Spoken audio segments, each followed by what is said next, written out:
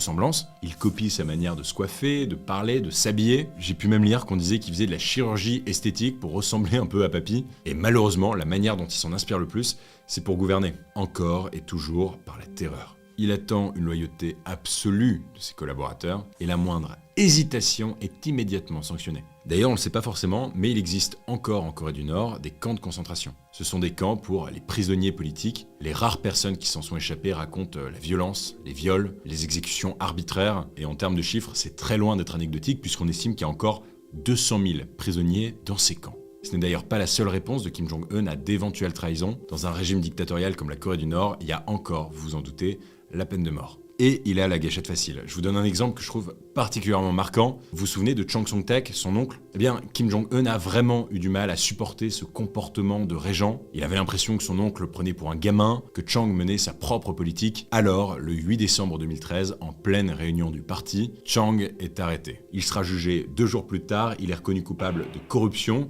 de trahison et de libertinage.